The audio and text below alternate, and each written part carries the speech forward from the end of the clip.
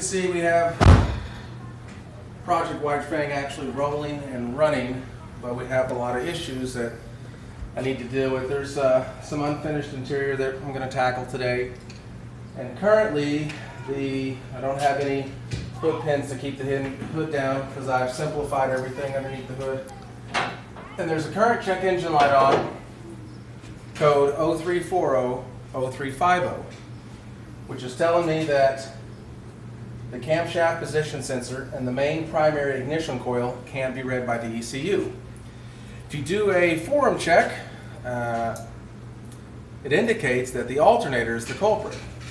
Take the alternator up there, get a volt test, get a ripple effect test. They say alternator's fine. So then I check for loose wires, bad ground, anything like that. That came out clear. The car hadn't been running for a couple of years. The chances that the ECU just randomly went bad on those two particular input signals is a less likely story than just the alternator itself not functioning to the capacity OEM standards should be.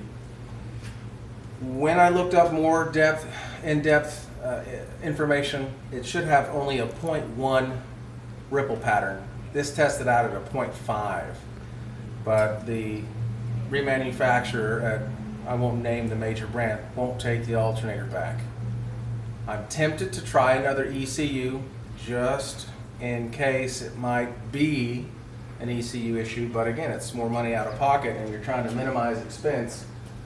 But overall, if my cameraman will come here to the engine bay, you can see the state in which it sits. It's manual brakes, they seem to work fine. You do have to use a lot more pedal effort. The manual steering rack is a bit difficult when you're just turning it without moving. Once it's moving, it's not so bad.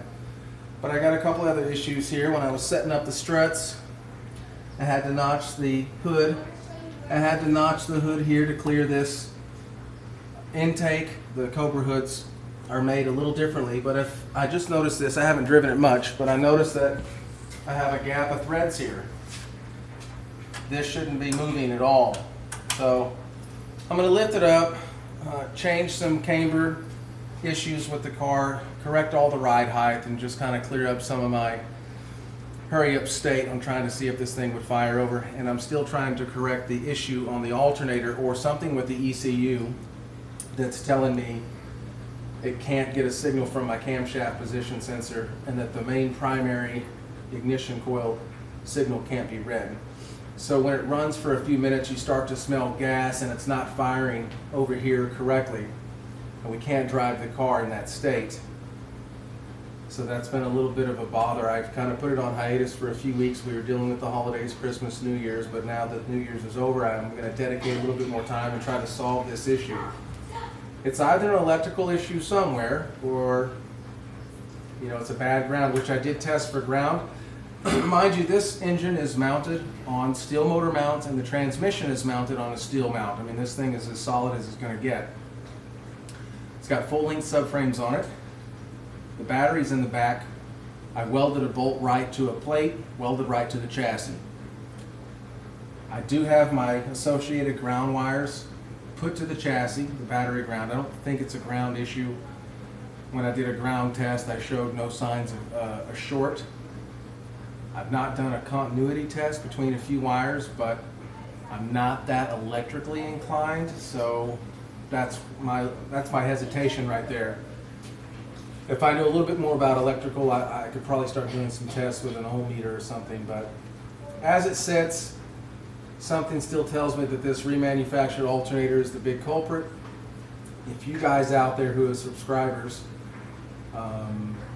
have any idea or know of anybody with a similar problem and how they fixed it, please chime in. I'll try to load this up over the weekend, and we'll talk to you guys soon. Project White Fang.